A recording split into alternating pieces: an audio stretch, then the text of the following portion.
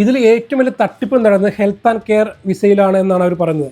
ഇതിൽ വ്യാജ ക്വാളിഫിക്കേഷനൊക്കെ ഉണ്ടാക്കി ഈ ഒരു വിസയുടെ മറവിൽ നിരവധി ആളുകളെയാണ് പല ഏജൻസികളും തട്ടിപ്പ് ഏജൻസികളും യു കെയിൽ എത്തിച്ചത്. അതേപോലെ തന്നെ യു കെയിൽ തന്നെ പല ആൾക്കാർ വിസ മാറാൻ വേണ്ടിയിട്ടും വിസ സ്വിച്ച് ചെയ്യാൻ വേണ്ടിയിട്ടും ഈ ഒരു കെയർ വിസയെയാണ് സമീപിച്ചത്. അപ്പോൾ ഇത്തരത്തിൽ തട്ടിപ്പ് നടക്കുന്നു എന്ന് മനസ്സിലാക്കിയ ശേഷമാണ് ഗവൺമെൻറ് ഈ കെയർ വിസയിൽ കാതലായിട്ടുള്ള മാറ്റങ്ങൾ വരുത്തിയത്. അപ്പോൾ ഗവൺമെൻറ് ഇപ്പോൾ കണക്ക് പ്രകാരം വരും വർഷങ്ങളിൽ ഇപ്പോൾ ILR കൊടുക്കുകയാണെങ്കിൽ ഏകദേശം 4 ലക്ഷത്തിനടുത്ത് 3,50,000 കുറഞ്ഞ വൈദഗ്ധ്യമുള്ള ഈ കെയർ വിസയിലുള്ള ആൾക്കാർക്കൊക്കെ സ്ഥിര താമസമുള്ള അനുവാദം സെറ്റിൽമെൻറ്റ് കൊടുക്കേണ്ട കാലാവധിയാവുകയാണ്. കാരണം ഗവൺമെൻറ് കണക്കിൽ 5 വർഷം കഴിഞ്ഞാൽ സെറ്റിൽമെൻറ്റ് കൊടുക്കേണ്ട ഒരു ഇത് വരുമല്ലോ.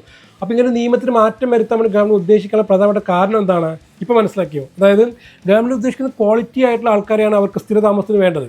അപ്പോൾ പക്ഷേ കൂടുതൽ പേര് ഇവിടെ വന്നിരിക്കുന്നത് കെയർ വിസയിലാണ്. കെയർ വിസ ക്വാളിറ്റി അല്ല എന്നല്ല ഞാൻ പറഞ്ഞു വയ്ക്കുന്നത്. പക്ഷേ ഗവൺമെൻറ് കണക്ക് പ്രകാരം സാമ്പത്തികമായിട്ടോ അതല്ല എങ്കിൽ അവർക്ക് വിദ്യാഭ്യാസപരമായിട്ടോ യാതൊരു രീതിയിലുള്ള ക്വാളിറ്റിയും ഇല്ലാത്ത ആൾക്കാരാണ് കെയർ വിസയിൽ എടുക്കുന്നത് എന്നാണ് ഗവൺമെൻറ് മനസ്സിലാക്കി വയ്ക്കുന്നത്.